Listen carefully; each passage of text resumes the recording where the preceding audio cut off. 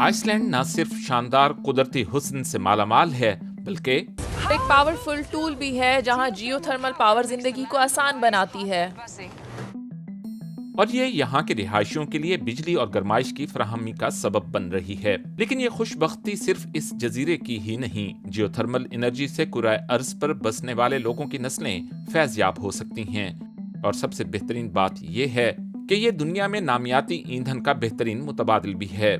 خصوصی طور پر انڈونیشیا میں یہ گیم چینجر ثابت ہو سکتی ہے۔ انڈونیشیا جزائر پر مشتمل ایک ملک ہے۔ ہم اسے بحر الجزائر کہتے ہیں کیونکہ اس میں ہزاروں جزیرے موجود ہیں۔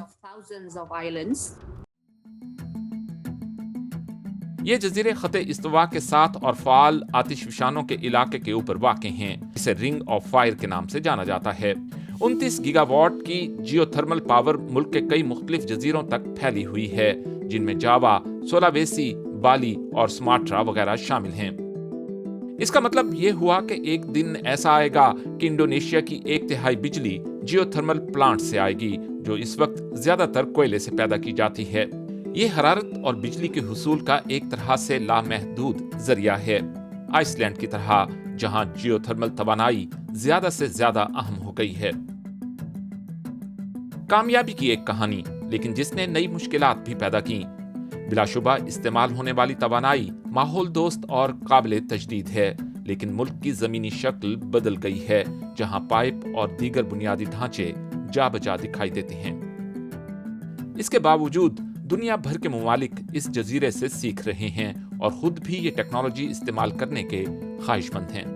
بہرحال اب بھی پوری دنیا میں اس توانائی کا صرف 1/4 استعمال ہو رہا ہے۔ اس کی ایک وجہ یہ ہے کہ سرمایہ کاروں کے لیے یہ ایک دلکش کاروبار نہیں ہے، کیونکہ اس سے توانائی اور بجلی کے لیے طویل وقت درکار ہوتا ہے۔ ایک اور وجہ یہ ہے کہ جیو تھرمل کی تلاش کے سبب زلزلے آنے کا خدشہ بڑھ جاتا ہے۔ صرف ڈرلنگ کی وجہ سے ہی نہیں، بلکہ بھاپ اور پانی کی واپسی زمین کی اندرونی سطح کو غیر مستحکم کر سکتی ہے۔ ایسا شاذ و نادر ہی ہوتا ہے، لیکن ہو سکتا ہے۔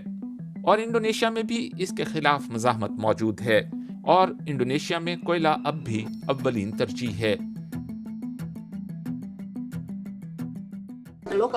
مقامی لوگ جو جیو تھرمل توانائی کے وسائل والے علاقوں کے قریب رہتے ہیں، وہ موسمیاتی تبدیلی کے بارے میں بات نہیں کرتے۔ وہ ماحول دوست توانائی کے بارے میں بات نہیں کرتے، کیونکہ گرین انرجی کا مسئلہ انڈونیشیا میں واقعی مقبول نہیں ہے۔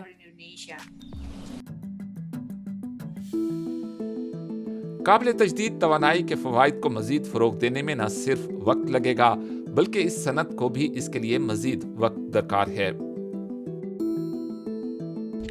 ہم زیادہ گہرائی سے ڈرلنگ نہیں کر سکتے کیونکہ وہاں اتنی حرارت ہوتی ہے کہ ہمارے ڈرلنگ کے آلات پگھل جاتے ہیں۔ اور یہی وجہ ہے کہ شاید زیادہ تر جیو تھرمل انرجی کے امکانات دیر تک استعمال نہ ہو سکیں۔ کچھ تکنیکی مسائل کے باوجود بھی ایسا لگتا ہے کہ جیو تھرمل توانائی نہ صرف آئس لینڈ میں بلکہ پوری دنیا کے لیے بہت زیادہ امکانات لیے ہوئے ہے۔ ایک زبردست اور ماحول دوست توانائی کا ذریعہ جس سے بھرپور استفادہ حاصل کیا جانا ابھی باقی ہے۔